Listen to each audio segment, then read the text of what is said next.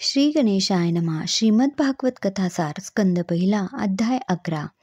द्वारकेत श्रीकृष्णाचे स्वागत. सूत म्हणतो, आपल्या समृद्ध अनर्थ देशाजवळ आल्यावर लोकांचा विषाद नाहीसा करण्याकरिता श्रीकृष्णाने पांचजन्य शंख वाजविला.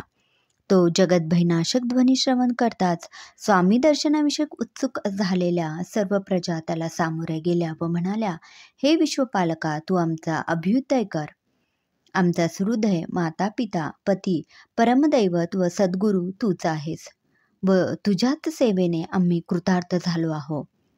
हे कमलनयना अच्युता, मित्रांच्या भेटीकरिता तू जेव्हा जेव्हा हस्तिनापुरात अथवा मथुरेस गेला होतास तेव्हा तेव्हा सूर्या वाचून नेत्रांना ज्याप्रमाणे एक क्षण कोटी वर्षाप्रमाणे होत असतो त्याप्रमाणे आम्हाला एक क्षण कोटी वर्षाप्रमाणे झाला.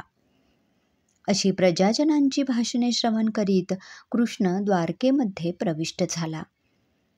प्रणाम, वाणीने अभिनंदन, आलिंगन, हस्तस्पर्श, स्मित, अवलोकन, आश्वासन व इष्टवस्तू प्रदान अशा साधनांनी चांडाळाला सुद्धा ज्याच्या त्याच्या योग्यतेप्रमाणे त्याने सर्वांचा सत्कार केला.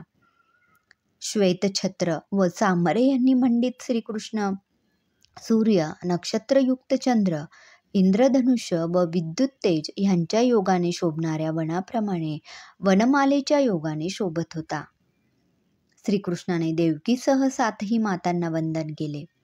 नंतर पत्न्यांचे 16,000 प्रासाद ज्यामध्ये आहेत अशा आपल्या अनुपम मंदिरात तो प्रविष्ट झाला.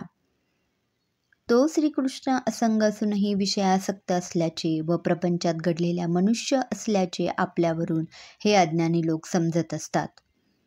आत्म्याच्या आश्रयाला असलेली ही बुद्धी ज्याप्रमाणे आत्मस्थ आनंदाधिकांनी लिप्त होत नाही त्याचप्रमाणे प्रकृतीमध्ये राहूनही तिच्या सुख दुःखादी गुणांनी लिप्त न होणे हेच ईश्वराचे ईश्वरत्व होय.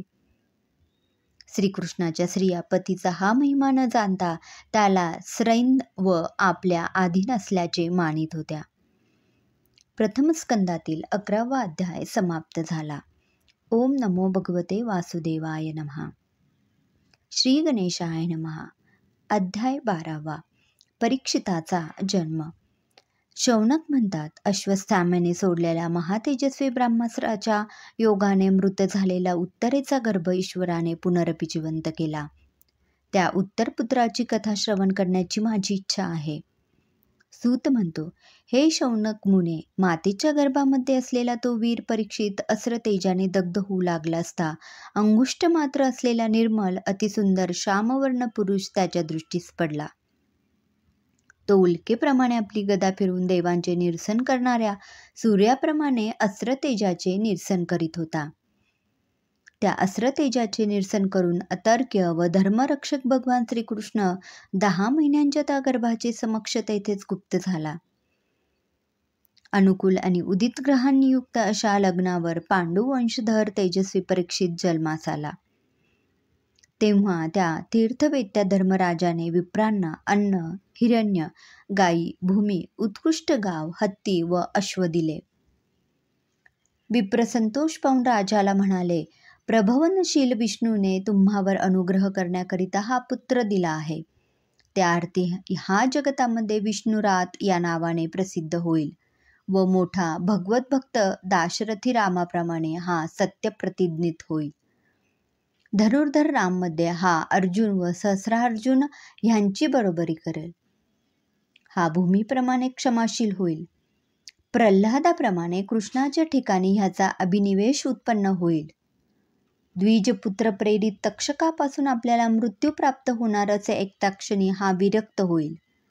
शुक मुनींपासून हा आत्मज्ञानाची इच्छा करील व गंगेमध्ये देहाचा त्याग करून निसंशय मुक्त होईल.